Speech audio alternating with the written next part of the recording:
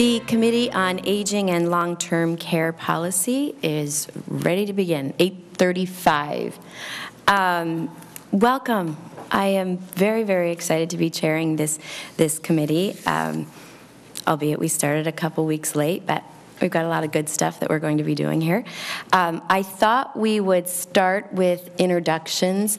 Not all of us know each other, and some of us are new. So in your introduction, if you just want to say what district you're from and a little bit about why you chose, because you all did choose to be on this committee, why you chose to be on this committee, a little bit of background. Some of us have an extensive background in aging and long-term care. Keep it short, Senator Abeler. Calling you out on the first meeting. I'll start with me, just so you can think a little bit. I'm Karin Housley. I represent Senate District 39, which is Forest Lake, Stillwater, the birthplace of Minnesota, Stillwater, and the surrounding St. Croix Valley. And my background in this area, I was never on Health and Human Services, but over the last 10 years, I've been the sole caregiver for both of my parents. My dad battled heart disease and eventually heart failure, and passed away a year ago. And my mom is in her 7th year of Alzheimer's and nearing the end. And so it was with a great interest, struggle, a journey, navigating all of that from assisted living to nursing home and alternate caregiving, that I became very, very interested in this. And I realized how important it was. Now I'm the one who's going long. I realized how important it was to be an advocate for my parents and for there not to be a Senate Committee on Long-Term Care and Aging. I thought it was time that the Senate did advocate for this great generation, and hence the Committee on Long-Term Care and Aging was born. So with that, we will go down to, I'm going to go down to the newbie, Senator Frentz. Thank you, Madam Chair. Good morning, everybody. My name is Nick Frentz, and I represent Senate District 19, which is the cities of Mankato and Eagle Lake. Also rural Nicollet County and St. Peter. Very proud to serve on this committee. I have a father who's in long-term care who suffers from Parkinson's. He's a lifetime Mankato resident, and one of the issues that we heard about on the campaign trail most often is support for the workers who take care of our senior population. And so I'm looking forward to serving. Thank you. Senator Rude. Good morning, Madam Chair. I'm Carrie Rude. I represent Senate District 10, which is all of Aiken County and Crow Wing County from the beautiful city of Breezy Point. My parents both passed at the age of 97, which is really a blessing. I was blessed to have them for so long, and I took them through their end-stage journey, and I think I learned a lot, and I would like to I'd like to help other folks through that end journey and to make it better and even more wonderful, because it is a journey. And so I'm looking forward to working with Senator Housley in this committee. Thank you. Senator Eakin. Thank you, and I apologize for the tardiness, but Kent Eakin, Senate District 4, which is in northwest Minnesota. It includes the counties of Clay, Norman, and part of Becker. The two population centers are Moorhead and Detroit Lakes, and I'm very much looking forward to working with you, Senator Housley, and the other members of this committee. I think it's great to see it being recognized as such an important issue, considering the aging of the population and the increasing demands for long-term care services in our state. So I'm looking forward to doing some good work, good bipartisan work on this committee. So thank you. Thank you. We'll also have staff introduce themselves. Rebecca. Hi, I'm Rebecca Stepaniak. I have worked for Senator Housley. This is my 2nd year, and I'm currently now the CLA for this committee. So I'm really excited to meet all of you guys and work this whole session. So thank you. Thank you. Larissa? Larissa Fisher, Committee Administrator. She's a lot more fun than that. Liam? Liam Monahan, Legislative Analyst with the Senate Counsel's Office. Senator Ralph? Jerry Rolfe, District 14, which is St. Cloud, Wade Park, St. Augusta, and a couple of small townships. I shouldn't say small, but townships in Sherburne and Benton County. I've basically been involved in long-term care, both as an attorney for many years representing nursing homes.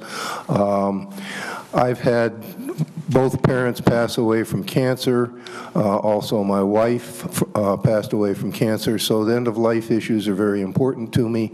Palliative care, I think, is something that is sometimes neglected, but we need to look further into that to support that sort of program. So I look forward to serving on the committee. Thank you. Senator Newton?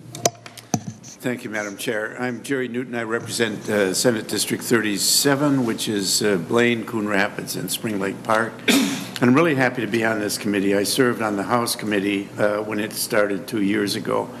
And, you know, we'll probably hear a lot as we're going on about the silver tsunami, but it's very real, and it's something that we have to be looking at. And I'm glad we have this committee addressing it. Thank you. Thank you. Senator Abler? Well, thanks. Jim Abler from Anoka, and I'm glad to be here.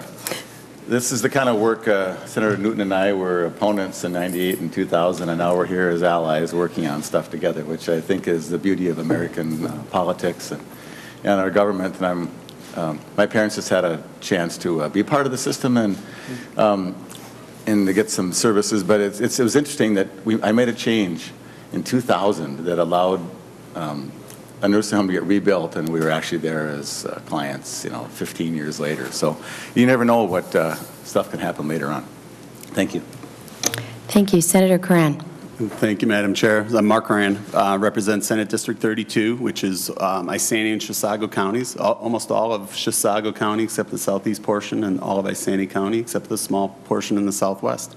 I'm excited about being on the aging community, and not only through our life experiences. I had the honor to manage my father's end of life, at the age of 30. And when you go through that process and you discover, the fear of end of life stage and management and people's fear of access and into getting involved early enough to understand what it is.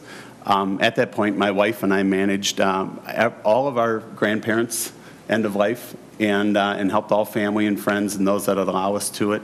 We currently carry the book of the Awakenings book, and so much so that it's changed our lives, and I think it prepares you for not only to take care of the patient and our family, but the surviving members of the family as well. Those that don't address it early enough, I don't think ever really recover. And so I've seen that, roll out. So we became really staunch advocates since, and so much so that my wife had the honor the opportunity after 20 years in banking, that she changed her career. Now she's an in-home hospice provider in the Chisago and Wisconsin area. So, and if your spouse is involved in their career, you're involved. And so we're very passionate about it. So I'm very excited to be here and to figure out how we can help people get better access and help them through this process so they get involved earlier. So thank you. Thank you. The missions and goals, I've emailed all of them to you guys, and I'll just tell you, for this committee, as Senator Abler said, the silver tsunami is coming. The 65-plus population is going to double over the next 30 years. So we are going to focus on that, and mainly in this committee, since we are a policy committee, part of the goals will be to address the gaps in needed senior services throughout the state, encourage senior care providers to find more innovative and efficient ways to provide care for this growing population, and to address the workforce shortages in the senior care sector. So, and there'll be others, but these are the main priorities that we brainstormed on. Over the course of the next couple weeks, since it's a new committee, I thought we would get some background from the Department of Human Services, Department of Health, and some of the larger organizations that lead in this area. Today, it is the Department of Human Services, the Continuing Care Assistant Commissioner Lauren Coleman. So he will have the presentation, so come on up.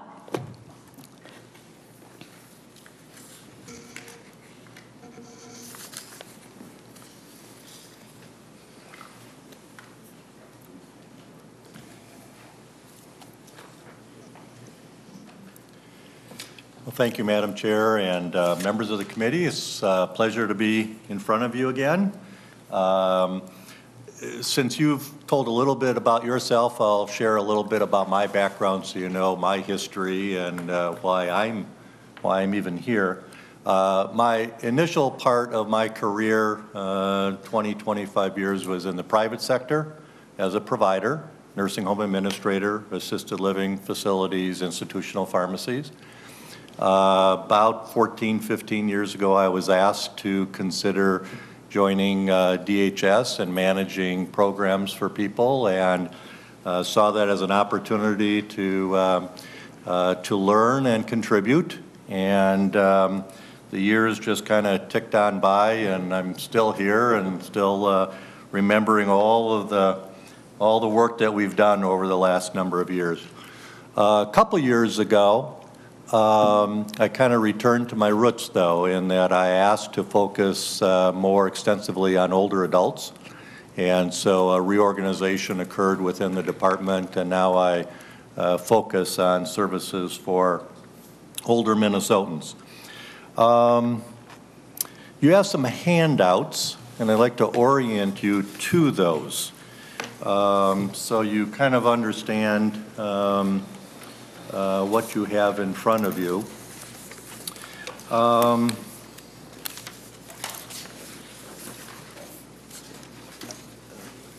There's a document labeled Aging 2030, which is a document that we put together a number of years ago, kind of a blueprint for the state, for communities, for individuals, to try to look at what are the kinds of things that need to be considered by the time we get to that magical year of 2030, when the leading age of the boomers will be turning 85, and the end stage of the boomers will be turning 65.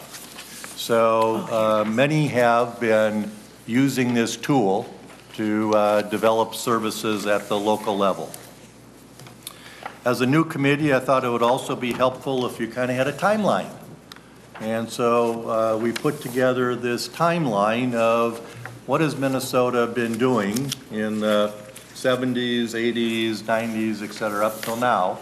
How did we get to where we are? This isn't something that occurred in a 2 or a 4-year budget cycle. We've been working on services for older Minnesotans and people with disabilities for a long, long time.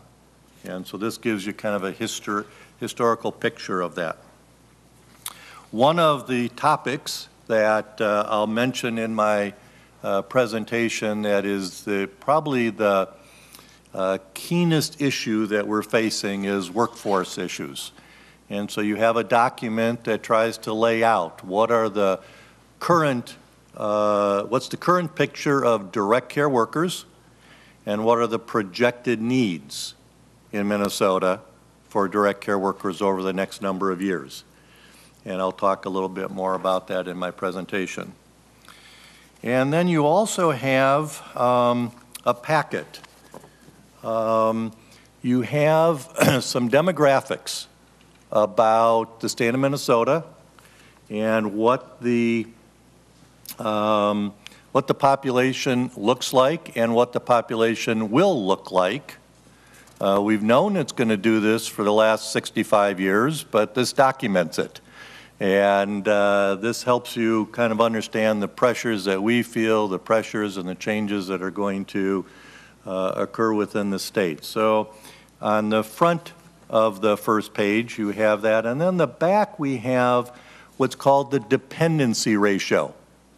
This really is trying to depict that the population is not only aging, but the number of individuals between the ages of roughly 18 to 64 as a ratio to those individuals over 65 is dramatically shrinking. And that's key to us because of workforce issues, tax revenues, all sorts of impact to our communities. You also have an example from each of your districts, each of your counties, as to what your local area is going to look like, what it looks like today, and what it's going to look like into the future. So you can drill down into your specific location and look at the demographic pressures. So these are sorted by county. We've specifically just selected the counties that are represented on this committee, but we have a packet for all legislators if you believe that that would be helpful for them to see that picture. And what you would see if you go on the web and you pull this down a bit is that parts of Minnesota are aging faster than other parts. So there are parts, particularly the western edge, that are already where a lot of the rest of the state is going to catch up over the next 15, 20 years. And so this is really real to those communities right now. So it's not an equal distribution across the state that, you know, is impacting all of us the same. I'll also point out, and again, I'll mention in my presentation, you'll see that the growth in older adults is fairly constant from about 2000 to 2015. And then when we hit 2020, which is not that long away, it starts accelerating rapidly. And so it's been important to us that we work on these issues while we still have time, because it takes time to build the service capacity to meet the needs of older adults.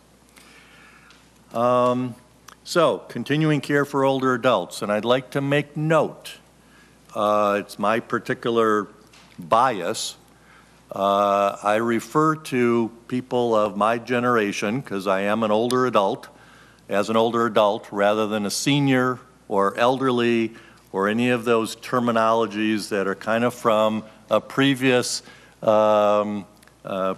dictionary. We're older adults, and we want to be treated as older adults.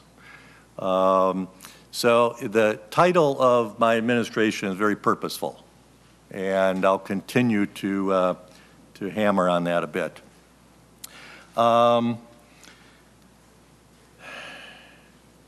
And by the way, interrupt me anytime if you have questions. This is informational. This is trying to give you as much information as we can get through in the time that we have allowed. I want to note for everyone that we're very proud of the long-term services support system that we've developed in Minnesota. Again, that timeline, we've been working on it for many years. AARP, with support from the Commonwealth Fund and the SCAN Foundation, has looked at states twice, once in 2011 and once in 2014, and Minnesota has ranked #1 on their scoreboard. There's criteria, there are 5 different components that they look at, and we were the only state that registered in the top quartile on all 5 dimensions in their scorecard.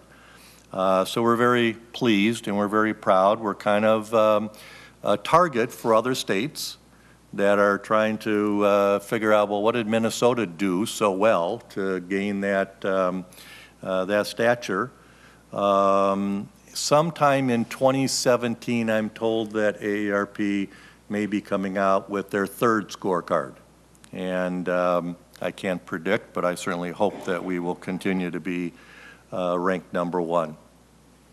We have approximately 118 staff members in continuing care for older adults, and it also incorporates the Minnesota Board on Aging, which is an important component, and at some point I'd encourage you to learn more about what the Board on Aging does. So again, the graph that shows that we've already begun the transition to an older state, and these are just numbers, but they're real people, and they're happening in your neighborhoods and your communities, and we're seeing more and more individuals in need of services. Some of you have seen these slides because I presented them a couple of weeks ago, but some have not seen these slides, so we'll go through these rather quickly.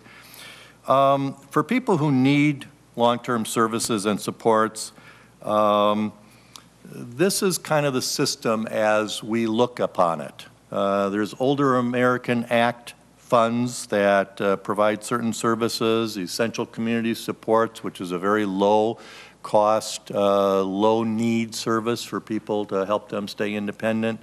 There's alternative care, elderly waiver, which is the alternative to a nursing facility stay, and then we have nursing facility stays. What I don't want this to be interpreted is that this is a straight line, that you start out on the left side and you just go over the years, and you go back and forth in real life because you have episodes of sickness or events, and so it's not a progression that you start with Older American funds and then you end up in a nursing home. It's not the way the system works any longer. At one point, it may have appeared that way because the alternatives were fewer. I'm going to try to show you a video, and hopefully it works. This video, to us, represents the substance of what we do. And I'll show it and then have some comments on it. So let's figure out.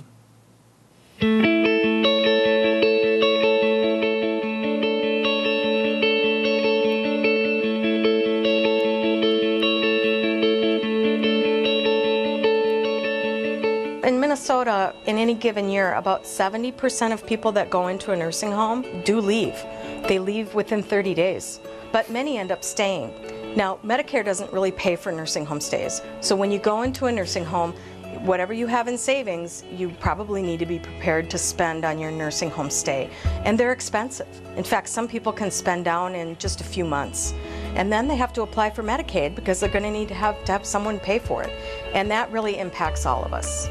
So what Return to Community does is we look at who are these people that should have gone home that didn't, and why are they staying there?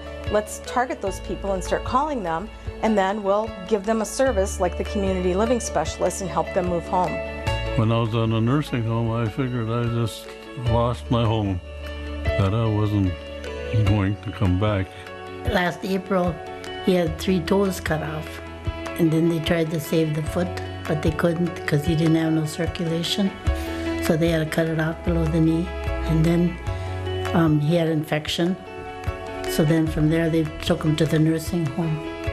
Many times when people go into the nursing home and say they've had a surgery, a total hip or total knee, those rehabs are pretty straightforward. But in Ernie's case, where he lost a leg, it gets more complicated because they still need continued therapy beyond what the nursing home can provide. And so we come in and we bring in those other resources to them. We let them know what's available in the community and what they can tap into. I first met Connie in the nursing home.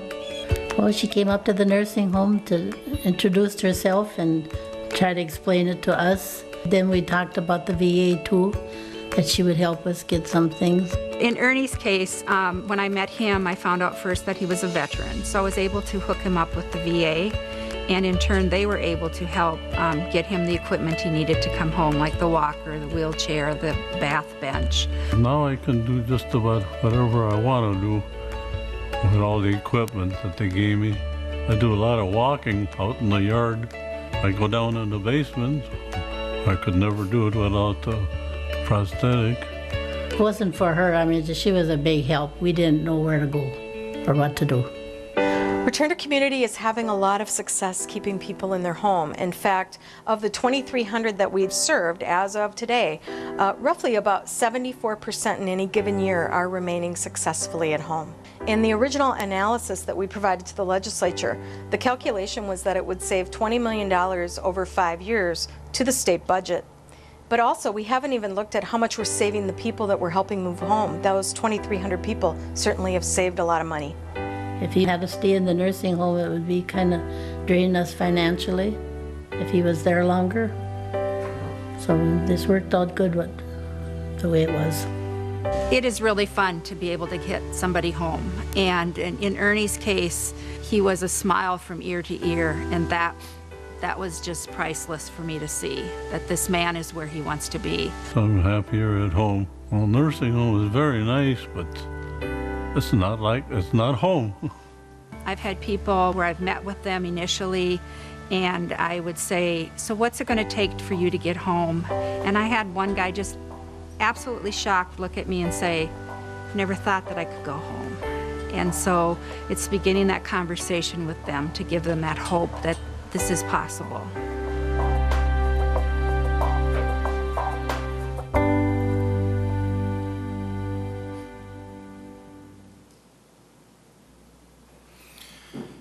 So Ernie was a success case, and he's one of us. He's a neighbor, a family member, a church member, whomever. The Return to Community initiative has now reached over 4,000 individuals and helped them return home. And the unique nature of Return to Community is that these are privately paying nursing facility residents. These are people with their own resources that we targeted specifically, that came out of the Reform 2020, the infamous 2011 legislative session, to how can we save some money and help people at the same time. And so the savings from the Return to Community comes from them preserving their assets, not exhausting them and needing to go on medical assistance or other public programs, and also enhances their quality of life.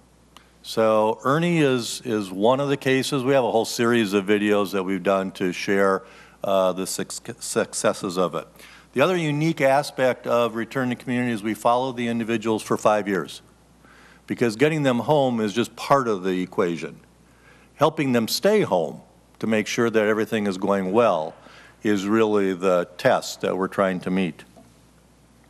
At 10 o'clock today, I'm not sure if it's Eastern or Central Time, Harvard University is awarding Return to Community an Innovation Award also, and it's being announced today. So they've recognized this as a national model for how to help older adults. Older American Act, I'll touch on that. It does help a number of people, 183,000 roughly, given in a given year. Some of the elements that are funded are Senior Linkage Line, which also has Companion Disability Linkage Line, Veteran Linkage Line, Evidence-Based Health Promotion, Disease Self-Management, Caregiver Support. That's, if there's an element that we find that really helps people stay independent, is to help the caregivers from getting exhausted and saying, I can't do this anymore. So caregiver support. Nutrition, of course, is a large component of what we do. Essential Community Supports is a low-cost, roughly $234 on average benefit, chore services, a lifeline, things of that nature that just provide a modest amount of support to individuals living in their homes. We started in 2015 when we redefined the nursing facility level of care. Again, we've tried to prepare for the future, and so the nursing facility level of care, which applies to people entering nursing facilities, as well as our waiver programs, the criteria was elevated so that it's really focused on the people with higher needs. So the Essential Community Supports was trying to fill that gap. Alternative Care is a program unique to Minnesota. It's been around for 20, 25 years. It's for individuals who are at risk of spending down. And I don't know where the number came from. Maybe a historian somewhere could share it. But you have to be 135 days away from spending down to medical assistance. Where the 135 came from, I'm not sure, but I'm sure there was some thought behind it. And again, it's a lower cost program to help people remain in their homes. It's not for assisted living and other kinds of congregate settings. It's in your own home. Serves just under 4,000 people during fiscal year 15. Again, the unique part about this, and it was part of the Reform 2020, which I referenced earlier, is that we were successfully able to demonstrate to the federal government, although this was a state-funded program, that we in fact were saving the federal government money and that they should participate and match the funds that the state was expending in this area. It had been tried before unsuccessfully. We went back at it, and eventually in 2014 we convinced them that yes, in fact, we are saving money by helping people through the alternative care program. You'll hear about the elderly waiver. It's a program that we work with the federal government to be able to use Medicaid funds to serve people in the community. The criteria is the same as a nursing facility level of care stay, but it's to help people who no longer need a 24/7 nursing facility stay. It's our faster growing program. It's what people prefer. 23,000 individuals, and it's going to be ramping up. This will be where you see that line growing significantly. Again, the average cost, though, is significantly less than nursing facility care. The elderly waiver is managed by health plans in Minnesota. That was our choice, is to contract with health plans to manage this. And you see some of the examples of services that are offered through the elderly waiver. Nursing facilities are a very important part of our spectrum of services. We have currently about 368 licensed facilities who are participating in the Medicaid program. About 30,000 beds and shrinking. I think Minnesota peaked at about 50,000 beds back in the 70s and 80s. We led the nation in nursing home beds per capita. We were at the top of that list. We weren't necessarily proud of that, being at the top of that list. So over the years, we've had various programs to incent nursing facilities to look at the demand in their area and reconfigure their beds, downsize, close, consolidate. And so many of you may have seen facilities in your communities close or downsize. Even with that downsizing, taking about 20,000 beds out of the system, and the increase in the population, the occupancy has been declining. So we're about 88% now. We used to be in the mid-90s as far as occupancy, but that was prior to the development of a lot of alternatives. We also have incented facilities to create single rooms. Initially, when nursing facilities were built back into the 60s and 70s, we were more focused on efficiency.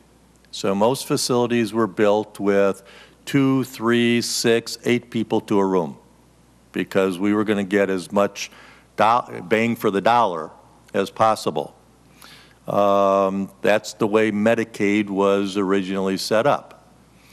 Over time, I think we got a little more sensitive to what is it like to live in a nursing facility, what's the quality of life, and we've been slowly moving towards single rooms in nursing facilities. We're at about 50% now. We give them a higher mark on their score, on their report card. There's a bit of a payment spiff if they're single rooms. There's a variety of incentives that we've used to encourage facilities to provide that level of privacy and dignity. Although the beds are declining, the number of admissions are increasing. So, and that's the result of short length of stay. The median length of stay in a Minnesota nursing facility now is less than 30 days. So the use of nursing facilities has been evolving over the last 10 to 20 years. The 5, 10-year type resident is shrinking. It's just not the way nursing facilities are being used. Let's see. And on the slide, you can see that 65% are discharged within 90 days. They are using it for an episodic care and then returning home. We've had a very focused strategy on quality, and we talk about quality in just about everything that we do. One of the unique aspects to Minnesota, again, is we actually ask nursing facility residents about their quality of life.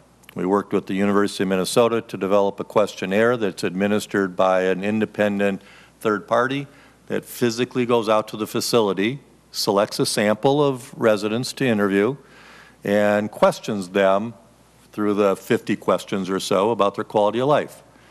That score for that facility is then posted on their report card. And what we find is that most older Minnesotans living in nursing facilities are satisfied with their quality of life. But a facility that is not doing so well in this area works very hard to improve their score because it is public information. But it is the most direct, most direct form of feedback is actually asking the individuals who are living there. We also have a family questionnaire.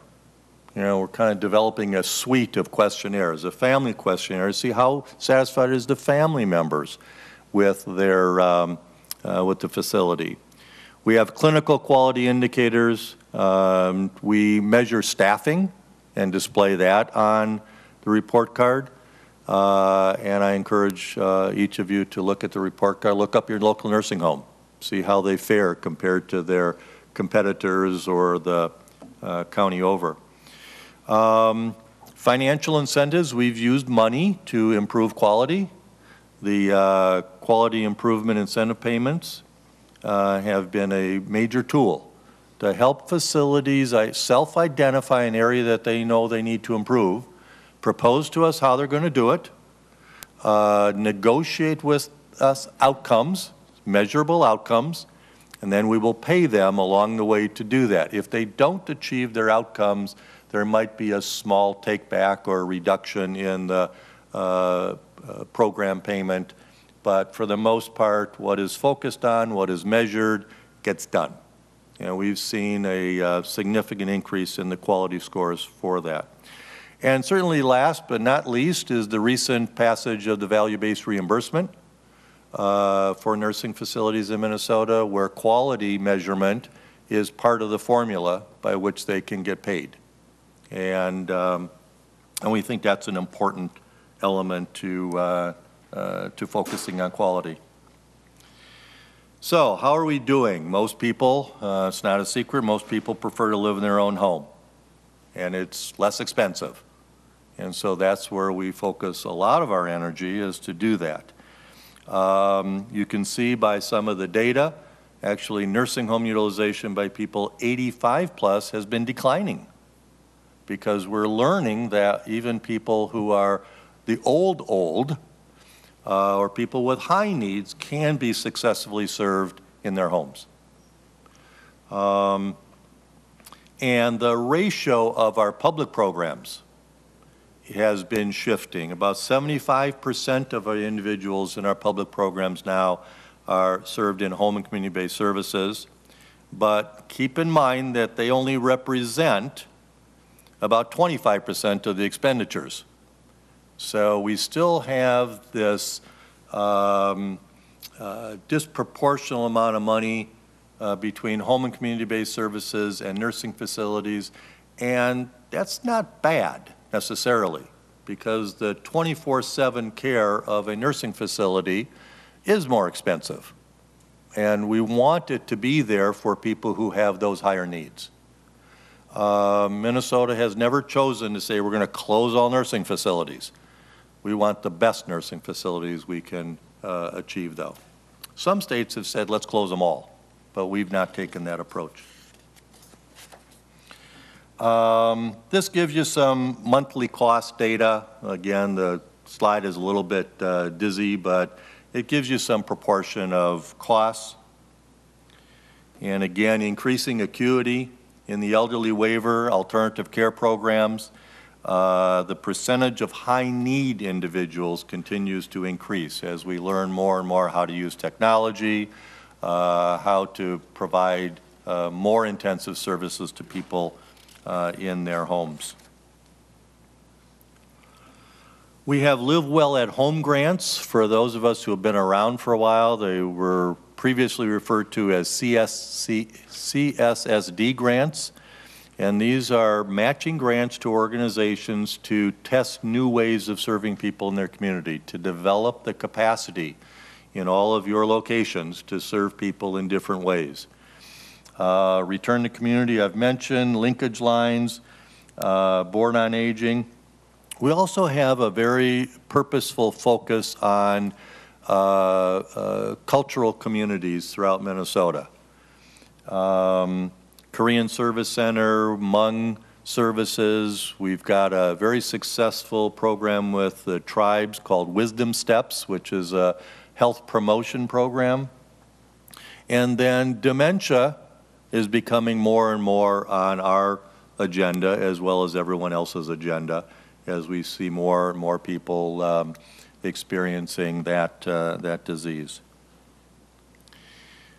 Minnesota Adult Abuse Reporting Center, you may have heard of it. It's MARC, more commonly known as. Again, as part of Reform 2020, using some of that alternative care federal match money, we developed a single toll-free number to report suspected maltreatment or abuse. Previously, there was 169 identified numbers, there could have been more, that you needed to call to report if you thought something was amiss. Depending on the time of day, depending on where you lived, depending upon where the individual lived, it was this whole laundry list of telephone numbers. So now we have a single toll-free number, and all the reports come in to the call center, and then they are sent back out to the appropriate lead investigative agency. Could be DHS, if it's a DHS licensed program. It could be MDH, if that's who licenses the program. It could be the counties who are responsible for investigating. It could be law enforcement. So they're sent out to whoever is legally responsible to investigate. But for the first time, we have a complete database of all the reports. And we did it because, number one, we wanted to streamline the reporting. We want to know what's going on out there. As we see more and more people living in the community, we need the eyes and ears of everybody to make sure that vulnerable adults are being attended to. You see the reports have been increasing. I'm asked, well, does that mean there's more maltreatment going on? Can't tell. We just know there's more reports, so we don't know if it's a function of now it's easier to report, it comes in, we've done some public awareness. It's just too early to tell whether there's actual increases in abuse going on. So it's working. It always needs improvement, but we think it prepares us better for the future as we double the population of people over the age of 65. So innovation, I've mentioned the reporting center, quality incentives, alternative care. We're all about innovation. We never rest and say, well, gee, we're done. There's no more creativity. There's no more new ideas that can emerge. We certainly want to build on our successes, though. We continue to expand return to community to more targeted populations, people living in assisted living, for example, who want to return home. report cards that measure quality. We have a nursing facility report card. There are other services that are being provided to older adults that we believe public information and report card-like programs could be beneficial to consumers making a choice in who to select as a provider. Value-based reimbursement, massive new program, but there's always ways to improve it. There's always areas to do even better. And then Board on Aging and their focus on multicultural community investments is key to our strategies. I've mentioned workforce shortages. That's going to be in front of us for the next number of years. Long-term care financing, the sleeper. We do not have a financing strategy in this country or in this state to pay for the number of individuals who are going to need long-term services out into the future. So we're working on it. We've been working on it for a couple of years. We've got some ideas, and I'd be happy to share some of those ideas with you at some point in time as another hearing. But the promise, and I know I have at least one long-term care insurance person in the audience behind me. The promise of long-term care insurance has not proven successful. It just has not captured the marketplace, and it's very expensive. It's not always trusted. Most long-term care insurance companies have now gotten out of selling those policies. And so we need new tools. We need new ways for people to plan. New products. And so we're working with the various financial industries, an advisory committee, commerce, a whole variety of people to say what's new that would help people plan during a lifetime. You can't wait till you're 65 and then say, oops, now what do I do? It's almost too late. So, so we got lots of ideas on that, and we're working on a couple of those very specifically to help, stimulate the marketplace. And then, we want to continue to focus on the criteria of the report card because we think those are the right criteria.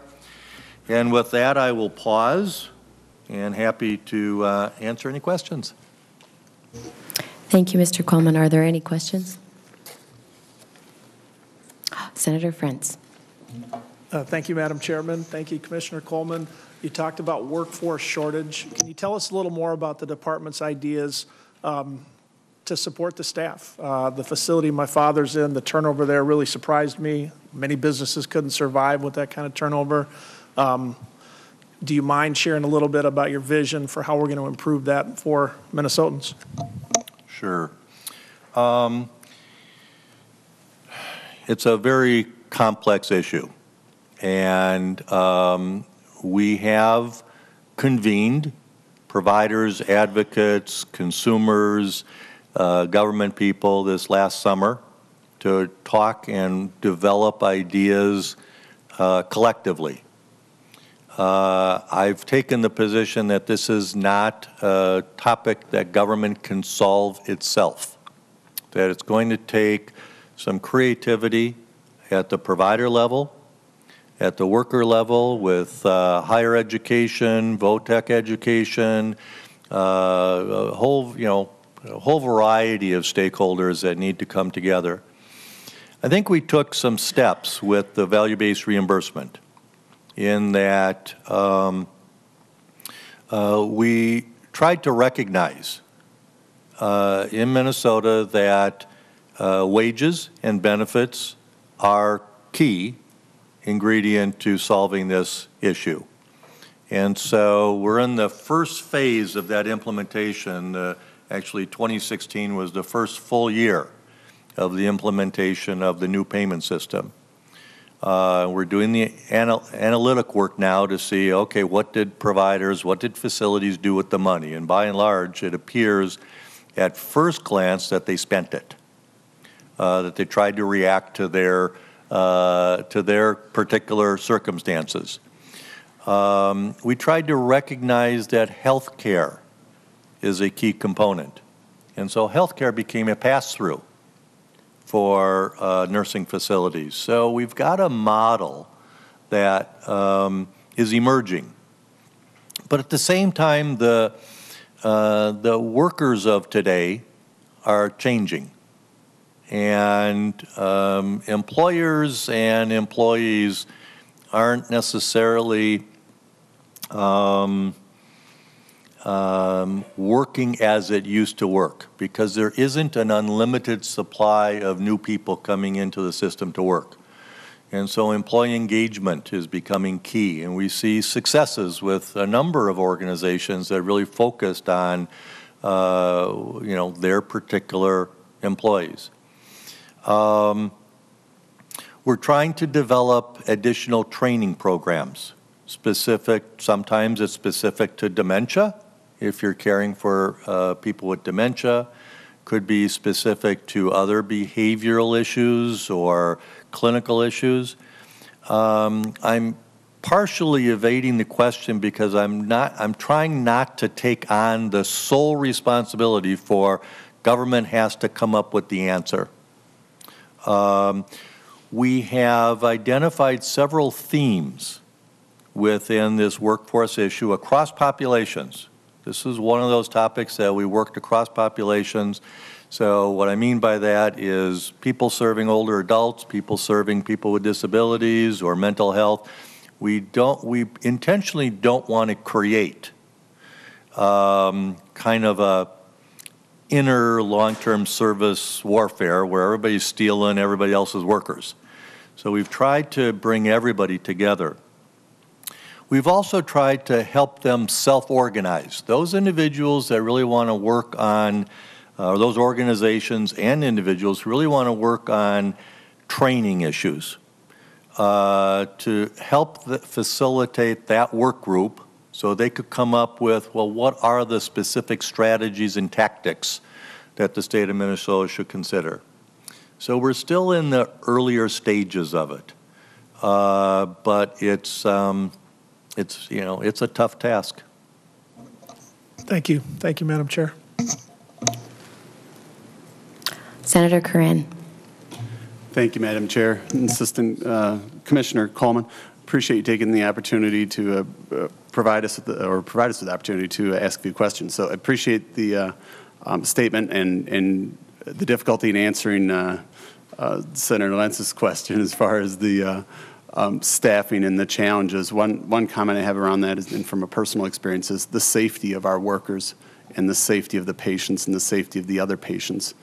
From personal experience, and it was enlightening to understand what goes on in our nursing homes and the challenges that they have trying to staff. I discovered that one of the most difficult jobs that we have today is staffing a nursing home who has a 24/7, 365 obligation, and every single shift has to find 2 to 3 staff workers, and that's just in one of our facilities that I'm aware of. And what it does to those families and the burden that it puts on those that take this on as a passion, because it's a passion for the people that do volunteer. It's not a skill set you can teach. But the mandatory double shifts, you managing a family, suddenly you're pulling 16 hours. You have no choice between going home, taking care of your children, and or keeping your income in your job. So I would be very interested in those things that we're going to work on to resolve those issues, because I think they're all the training and things you spoke about are extremely important. But I would like to see how we address those things collectively. And you said, well, government may not be, we don't want to put the burden that you're the solution, but it might be the problem. So what are those things that we've done? I ask my private counterparts in private sector. We think we put undue burdens on them, and that we can manage through law and policy to control and restrict their absolutely behavior of the function of their job. I ask the same of every government entity, and I will be asking that of every government entity I speak to, is what are those things, and where we're imposing workforce rules and policies that haven't done a thing to improve care, provide safety or anything. What are those things that we have to think about doing differently? We would love to provide a safe, carefree environment. We all have that goal. but I think we become far too restrictive in our ability that we think in this lobby that we can manage and predict and through legislative control human behavior. There's some natural things that occur. My wife, I can tell you personal stories that she comes home, thought my arm was going to be broken today, you know, and it's an elderly population. She loved the memory care unit, but some of those people are the most aggressive, and we've really restricted their ability to do their jobs. And then we get into worker safety. Why is that job the only job that we have? That worker safety is abuse and those things for other patients is acceptable. So I'd be very curious to know, and as we look to work together and figure those things out, or what are those things that where we've created the problem, and what do we need to do, peel back and let the experts actually do their job. So I appreciate it. So thank you. Senator Eakin. Thank you, Madam Chair. And Commissioner Coleman, my question is in regard to, you talked about the fact that nursing home care is becoming less of there's less of that in comparison to these alternative care that's being provided, which I think is great that we're finding more and more ways now to keep people in their homes and provide care for them without the intensified care that is required in the nursing home. But we do have a population of people who obviously are always going to need that intensive care that only the nursing homes can provide. And I'm surprised that some states are trying to move away from it completely, because I don't know how that's even possible. So I'm glad to hear that we're not looking at that at all here in Minnesota, that we're going to continue to provide a variety of different types of care based on what people need. And I just think about the growing population of older adults in our society, and the increasing incidence of dementia and Alzheimer's. And I can speak from personal experience about that with a father who had Alzheimer's and was in a nursing home for 6 years and was provided with great quality care. It was in a small town nursing home where, you know, he grew up, and so people knew him, and so he wasn't just another resident. And I think that's so important too, to the quality of care that they provide. And I've been concerned about the closure of some of those nursing homes, and it's I think it would be a tragedy to lose some of those nursing homes that provide such a very valuable service in our communities. Do you see, I know that we've been seeing a reduction in the number of beds being occupied in nursing homes, but because of the increasing population, because of the increasing incidence of dementia, which requires, and you know, for my father, there's no way he could have been able to, they couldn't provide the kind of services he needed in his home. My mom couldn't, there's no way that she could take care of him in his last years of life. So do you see that, that right now maybe the number of nursing homes, nursing home beds is inadequate to meet the increasing demands that we're facing in the future? Or do you think we're about right? Or do you think there's still going to be a continued reduction in the number of beds? Mr. Coleman. Senator, it's a question I've probably been asked every year in terms of what's the right number of nursing facility beds that we need. And we've seen it continue to shrink, slowly, but certainly shrink, while the population's been increasing. So I can't tell you yes or no. We have the right number of beds. We have the right number of beds for now. We are in the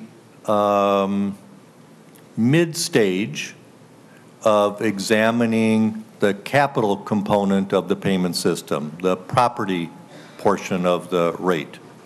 And that is intended to keep up the physical plants of existing facilities, as well as rebuild those that the marketplace is suggesting that it needs to be rebuilt, either because of the demographics or shifting populations, et cetera.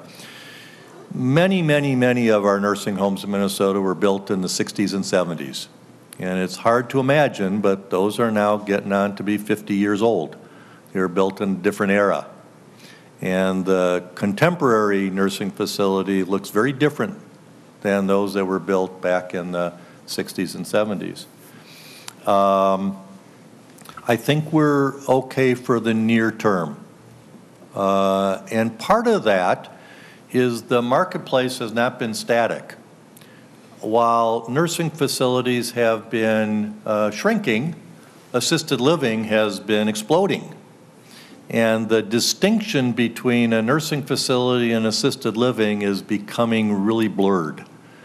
Depends on what year you want to look at. If you went back and looked at many nursing facilities in the 80s, you would see the types of individuals that are currently residing in assisted living, because there weren't a whole lot of alternatives. Well, today, those people are being served in a different environment called assisted living, and that has captured the marketplace. It's captured the consumer. It's something closer to what they prefer. So the system has to work together. The intensive SNF, skilled nursing facility, the assisted living, congregate settings, senior housing. Again, there's different terminology that you can apply, but you've seen the development of campuses, and seems like every neighborhood development wants a senior housing of some sort, because they want to keep older adults in their communities, and that's the right thing to do. So I think we're okay as long as the other parts of the system continue to evolve and assisted living meets the challenge for that portion of the population that doesn't need the nursing facility level of care. It may be problematic in some of the smaller communities because of the critical mass that you might need in order to build assisted living or to have various services. It gets a little more challenging to have the array of services in each and every community. But everybody finds their own community service need. Not too long ago, I went to a groundbreaking ceremony to a community that was building a community kitchen that was going to serve congregate meals to older adults, who was going to deliver Meals on Wheels. They were so excited. It was marvelous to see the excitement, and I was there because we were providing a grant. We weren't the only organization providing a grant, but for that part of the state, that region, that's what they determined they needed most right now, and they're doing it. So as long as we keep that kind of motion going forward, I think we'll be okay with the nursing facility bed complementation. Senator Ralph. Yes, Commissioner. First of all, it's refreshing to hear someone in your position say that maybe government isn't the only answer, and I appreciate that sentiment. One of the things that in the community that I come from, St. Cloud, we have several large facilities, some very excellent, excuse me, private care facilities that have developed, I believe, a model that may have some applicability, at least in some of the higher density areas, and that is of a focused care.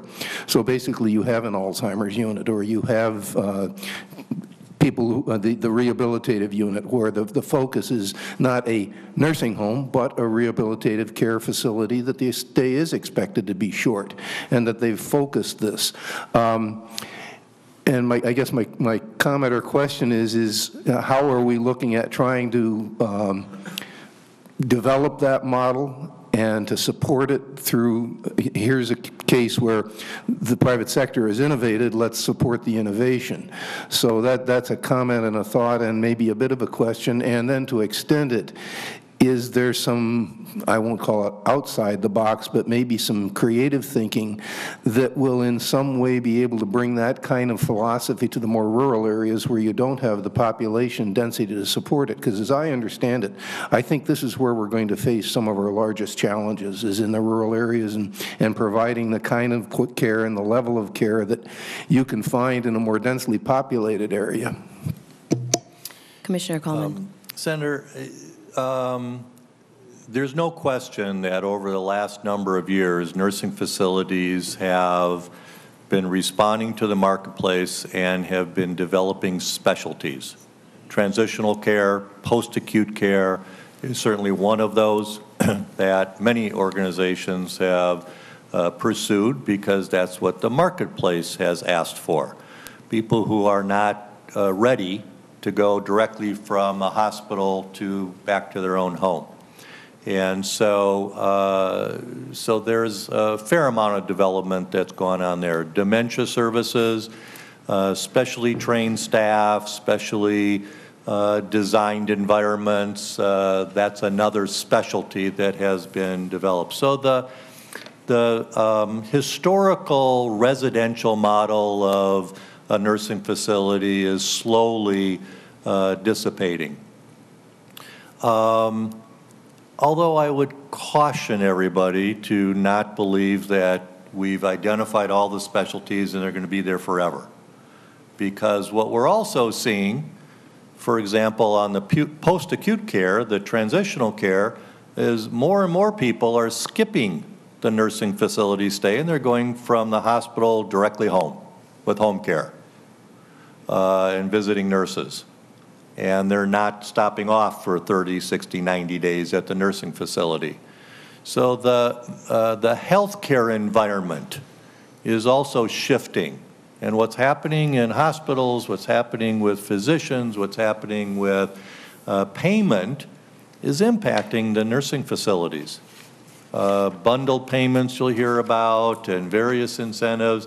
So think about knee replacements. They used to occur, and people dreaded them. Now, an hour after surgery, you're up walking, and the next day you're going home. So medical technology is also impacting how our various services in long-term care are being used, particularly for those that are living with someone. It's a whole different experience if you're living alone and you've had an acute care stay and now you're going home and you're alone, versus if you have a spouse or a adult child or somebody that you're actually, that you're living with that can make sure that medications and people are showing up to do what they need to do.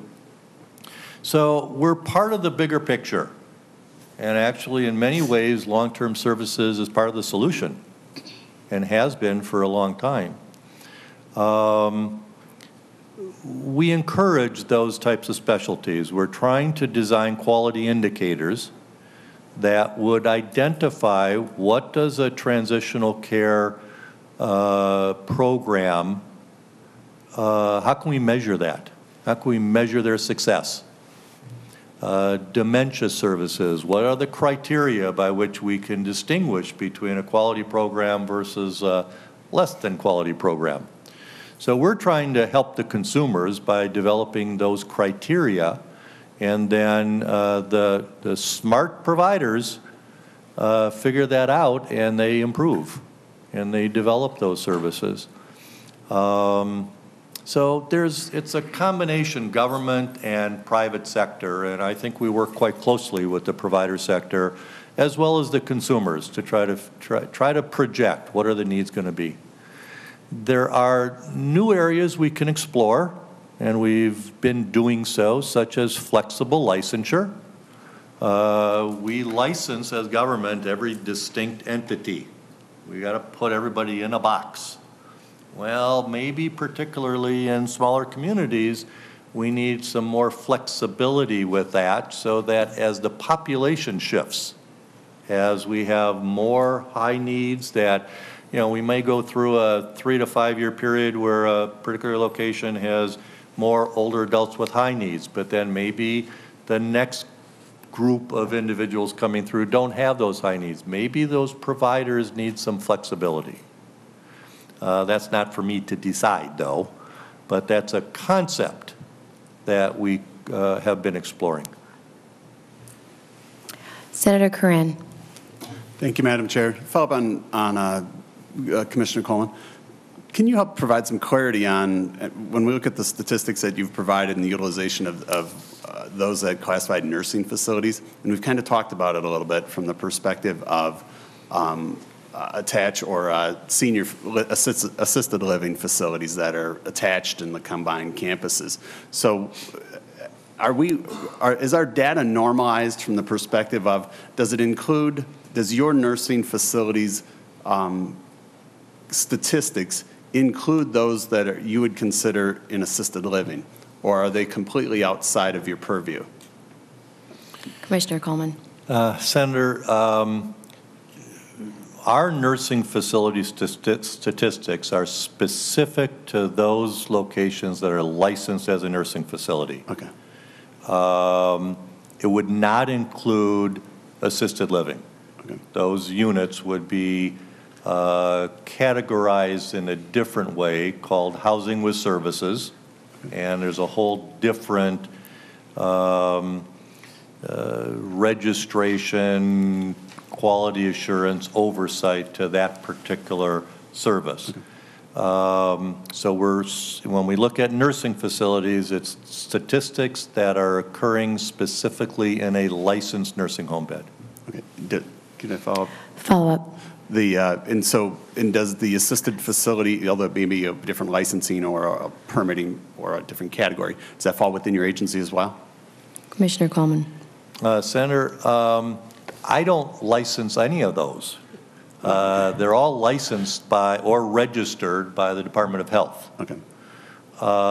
We are more the policy arm and the bank. We're the financer of all this, but the oversight primarily falls upon the Minnesota Department of Health. Great. Thank you. Through home care licensure and nursing facility licensure. Thank you for the clarity. Thank you. Senator Ruud. Madam Chair. Mr. Coleman, thank you for coming today, and I particularly like your demographics that you've brought to us today. And I would tell members to look at that big, dark blot right in the middle of the state, because that's Aiken County and that's my county. And Aiken County is the highest median age of any county in the state of Minnesota. And so I think with that, we've been, we're kind of at the cutting edge of this. And it's really forced us to be innovative and looking at, we're very good at networking in our care in our community and using all of our facilities. Our hospitals have to work together, our nursing homes have to work together, because otherwise we don't have a continuum of care. And so as we go down this road, I think Aiken County is a really good model for what's going to happen in the rest of the state. And I think allowing them to be innovative and maybe taking some of the pressure off some of the permitting and some of those restrictions, and allowing our communities to really function as a larger community and using all their resources is probably where we will look to go. So look at that nice dark dot there, and they're doing great things in Aiken County. Thank you, Madam Chair. Thank you. Senator Abler. It's good to be number one, Senator Ruud. That's. And Madam Chair, this is a really good kickoff to what we're doing, and I'm excited to see the work that we're going to come up with here. A couple of questions, Mr. Coleman. On the elderly waiver part, the facilities aren't required to take elderly waiver, or do they just? Is that true? Like assisted livings? Senator, there is no requirement that facilities participate in medical assistance. And just it came up in my area that somebody had been agreed to on a contract where they could stay on when they spent down to assisted living, that they would take the elderly waiver, then they changed owners, and then they kind of reneged on the deal. And so that's on my mind, so we'll talk about that a little bit offline. But I know we've improved the rates at elderly waiver. The cap has gone up, and I suppose as we get into this deeper, you'll talk about some of the math of this sort of thing. But is it your view that elderly waiver is still a welcome service that the assisted livings like to offer, and it's productive for them to continue to do that? Or do they see it as a kind of a second best, it's better than nobody coming? Commissioner Coleman. Yes, Senator, I hesitate to talk on behalf of providers. I think we have a whole mixture of providers out there who view elderly waiver perhaps differently. Some are very heavily invested in elderly waiver, and that's part of their business strategy, their mission, and they don't restrict the number of people on public programs in their location. Certainly there are those that choose not to participate at all. They believe that what we're able to pay for a stay in assisted living is not sufficient to meet their business needs. And then we have everybody in between.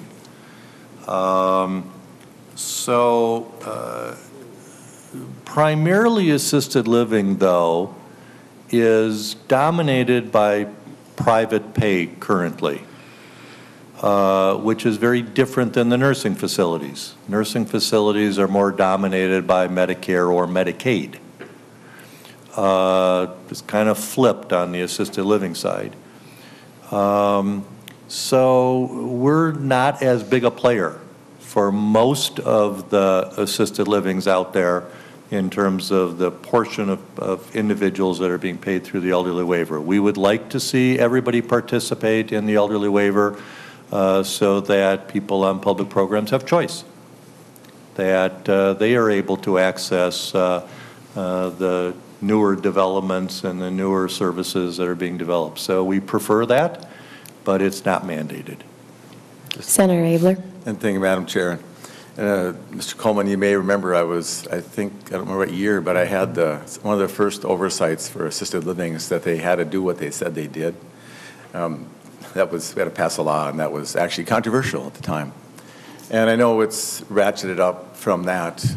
And so maybe can you spend a minute and just review what commentaries or what reports are available from your department about assisted livings, like there's a report card for nursing homes, and what, if anything, you have that offers people insight on a particular assisted living?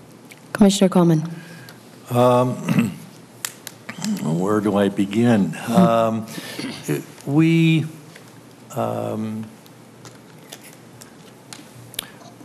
had several strategies to try and help consumers make good decisions. And again, when I talk about consumers, I'm not talking about people on public programs versus private programs. It's consumers, older adults and their adult children, to help them make good decisions. We advanced an idea that required individuals prior to entering assisted living to call the linkage line to make sure that they understood what their options were. That was controversial also. But we implemented it, and what we found is, number one, consumers were not always familiar with what was available in the community and could remain independent longer with that information and services. Number two, it made them better shoppers. It made them better consumers. They understood the array of services that are offered in assisted living, and they knew the questions to ask and how to determine what their own individual needs were in order to be a better purchaser. You don't go through it very often. And so when you're going through a purchasing experience the first time, you really don't even know what to ask. So that has slowed the growth and made older adults, and again, adult children, because we are part of the decision-making process, better at understanding what those decisions look like. The reason that's a critical moment, and we talk about transitions from a hospital to a nursing facility or from home to assisted living. Once you move into assisted living, it's terribly difficult to ever move back to your original home. You give up your furniture, you give up your pots and pans, you give up your towels. I mean, it's just, when it's sold, and it's tough to return. So we want to make sure that people understand before they make that decision that it's the right decision for their circumstances at that time. It doesn't mean they won't move eventually, but perhaps it's next year that they need to move. Perhaps there are other services, chore services, or building of a ramp or something or another that would help an individual or a couple stay in their home. So we're very focused on that type of strategy to help people make good decisions. Older adults, they've made decisions throughout their entire lives. We don't want to take that decision-making ability away from them just because they turn a magical age of 65, 75, 85, pick a number. So we're very focused on the individuals. Senator Newton. Thank you, Madam Chair. First, I'd like to get back to the question Senator Krentz had at the beginning about the turnover and why we have the turnover. And Senator Eakin and I have worked on what's been known as a 5% plan for several years while I was in the House and you was Senate, to try to raise the salaries of the people that work in home health care and nursing homes. And I think we're up to about $11.50 an hour on average for most employees. But we're getting to a point where, you know, we're competing with the McDonald's and the Home Depots and things, even in small towns, that are paying up to $15 an hour. And some of the figures that Senator Eakin and I have worked on would show that if we get up to $15 an hour for the employees, we're going to increase the state budget by about 10%. So we've got to look for alternatives. We've got to find different ways to deal with this. And it is, you know, it's going to be a major expense for the state unless we find alternatives. I have no idea what they are. But I just wanted to bring that up. And as we go on, home health care, you know, caring for the developmentally disabled and the physically disabled is going to be a big part of what we do in this committee as well. And it's also a very expensive issue. So I just want to leave us with that. Thank you. Commissioner Coleman, I have one question. There is a scorecard for nursing facilities. I met yesterday with a group from Stillwater Act on Alzheimer's, and one of the care providers there said that she's been working hard, and I'm going to try and help her, but I wanted clarification from you. There is no scorecard for home health care or service providers out there as of yet? Is that correct? Madam Chair, that's correct. Okay. All right. But there could be one coming someday. Thank you. Stay tuned. Thank you. All right. I think we're right on schedule. Thank all of you guys for your good questions and everybody for coming. Next week we're going to meet. Same time, same place. We're going to have another presentation from Imperative Care, Leading Age Minnesota and Care Providers and Department of Health. I want to end this meeting. We were all given these fancy gavels when we took the majority and we got chairs, but nobody gave me a block. So Senator Rood was so kind to offer up her block, so I started the meeting with Senator Rood's block. Since this is a historical moment, this is our first committee in the Senate of Long-Term Care and Aging, and I'm going to end the committee with a tap on Senator, I stole it, Abler's block. So thank you, and we will see you all next week. The committee is adjourned.